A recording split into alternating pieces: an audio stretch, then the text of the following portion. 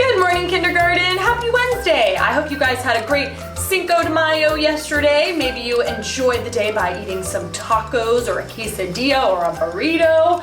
I hope that you are enjoying your morning so far, and we'll go ahead and get started with a greeting. Our greeting for today, we're gonna do a crossover handshake greeting, so you can cross your hands and shake the hands of the person in front of you and say good morning. All right, let's look at our calendar.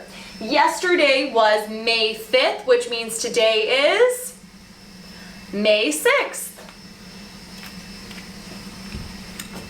Yesterday was our 156th day of school, which means today is our 157th day of school. What day of the week was it yesterday? Yesterday was Tuesday.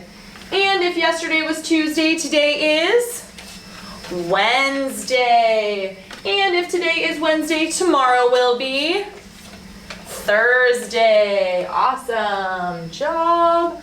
All right, and as a reminder, our sight words this week are put. I put the candy in the jar, and ran. I ran to the soccer field. All right, let's look at our morning message. Good morning, Kinder Crew.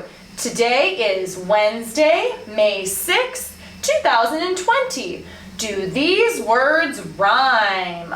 All right, let's look at these words and see if they rhyme. The first word we have tilt and kilt. Tilt and kilt. Thumbs up or thumbs down. Do those words rhyme? Tilt, kilt.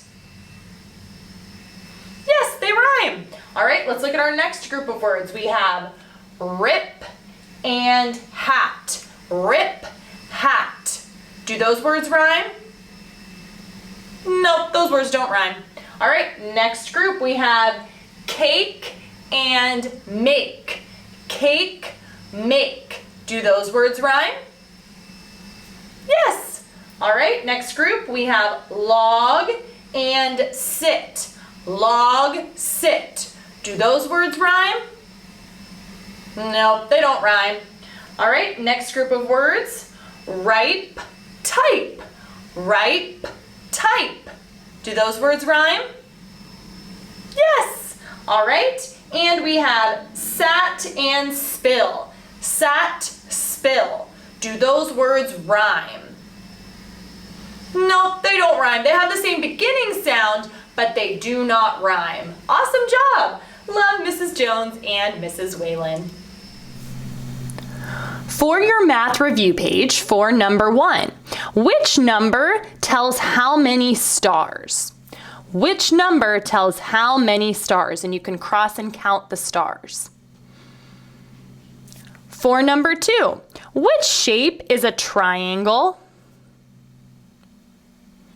And for number 3, which number tells how many puppies?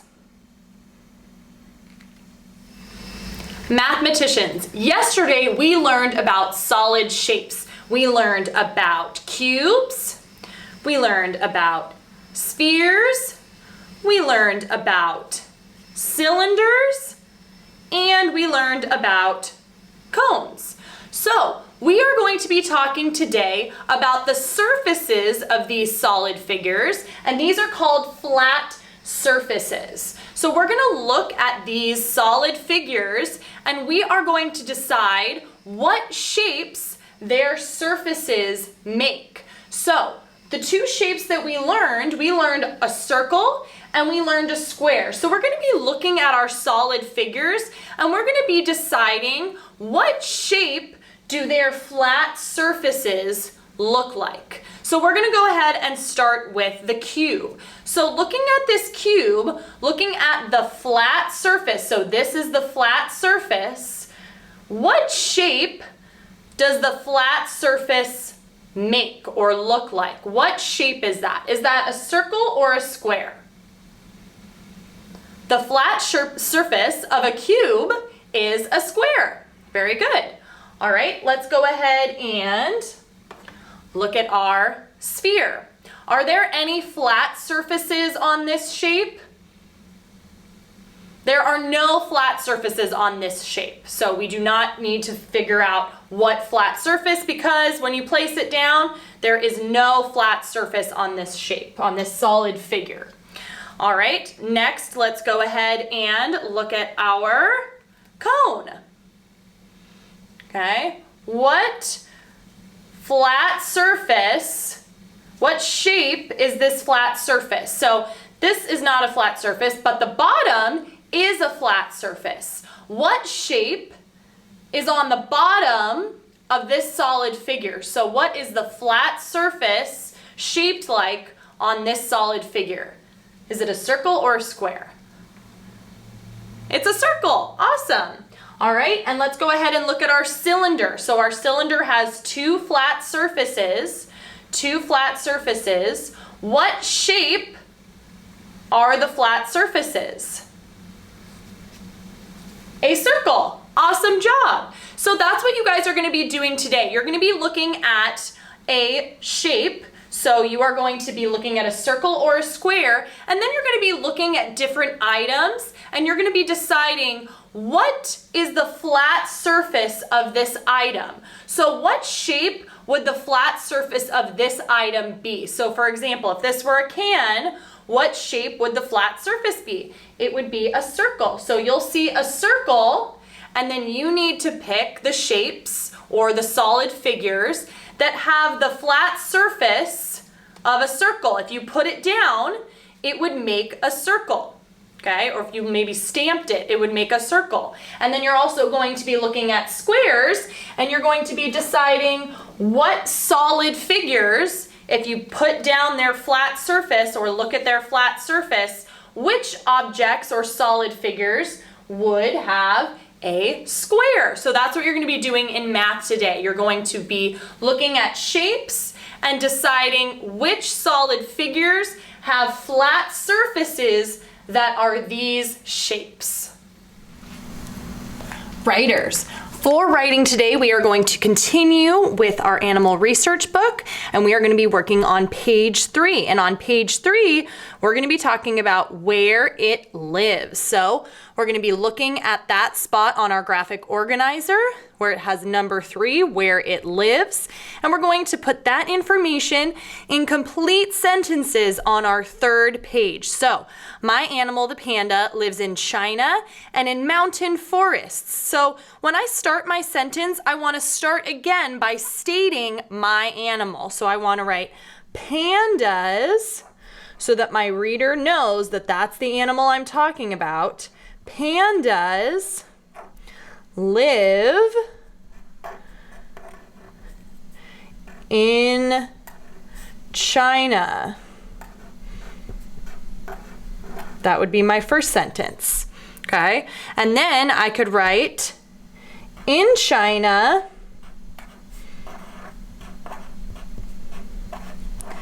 they live in mountain forests.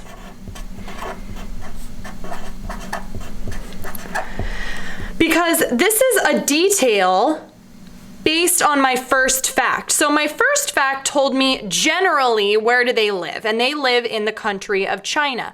But I got even more specific and I gave a detail about where in China they live. So I made that my second sentence, that pandas live in China, but in China, they live in mountain forests, because I got more specific with my detail. So I made that a second sentence. So you are going to put your facts about where your animal lives on your 3rd page, remembering our writing makes, what makes writing easy to read: capital letters, spaces, and punctuation, okay? So I capitalize the word China because that's the name of a country. So I capitalize that.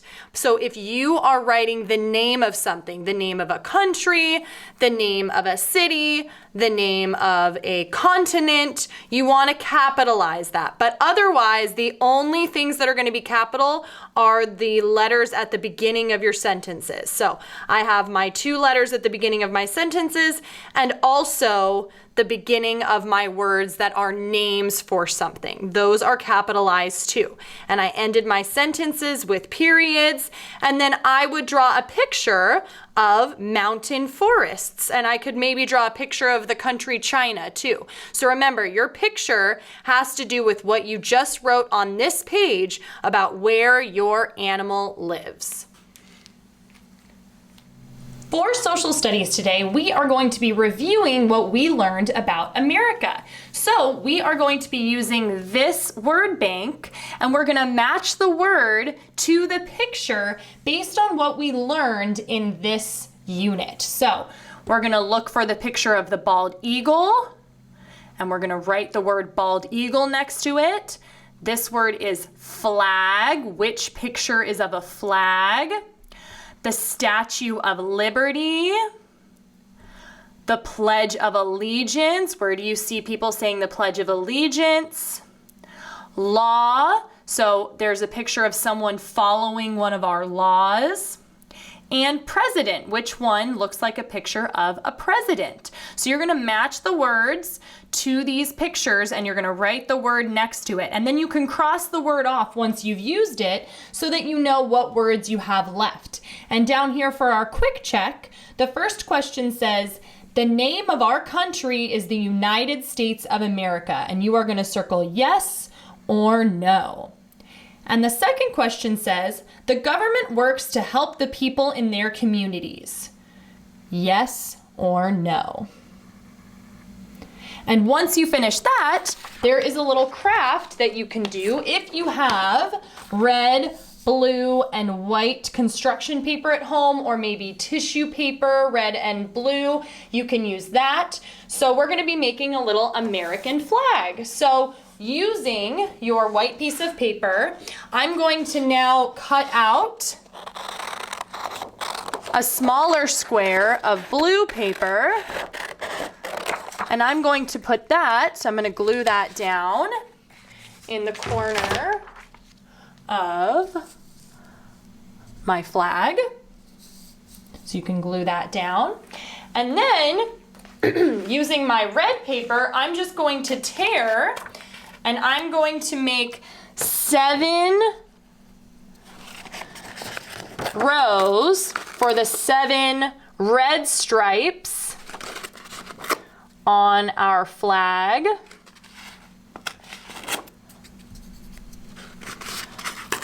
So you can tear them out and you can make the stripes.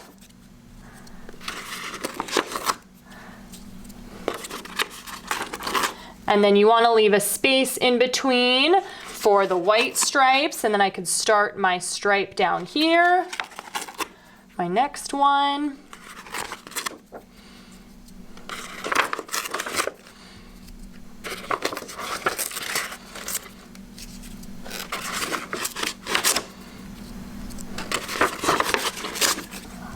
All right. And then once you're finished making all of your stripes, all of your red stripes, keeping a white stripe in between, just like our American flag, you can go ahead and use a white crayon or a white colored pencil, or if you have white paint, you could do that.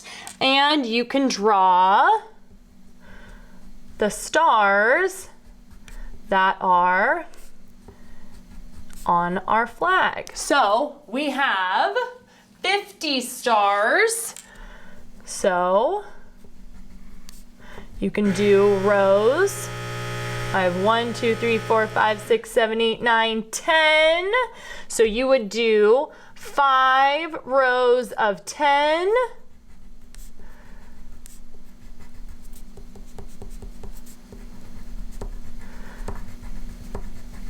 And you can continue going, and then you can make an American flag. That's just an option if you want to do that, because next week we're going to be moving on to a different unit in social studies. Readers, you are going to continue your word safari today, but we are going to be looking for words that end in ug and it. We're going to be looking for words that end in ug and it. So we're gonna brainstorm some words that have these endings so that when you come across them in your word safari, you can write them down. All right, so some words that end in ug: pug,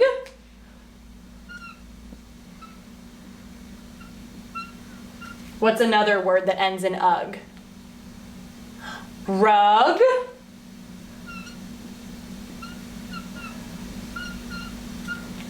can you think of another word?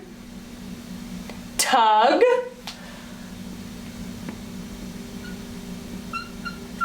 can we think of one more?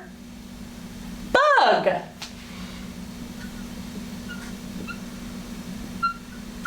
What about words that end in it?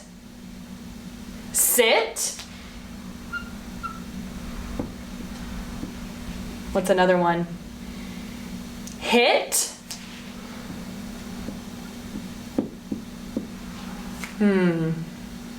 Bit.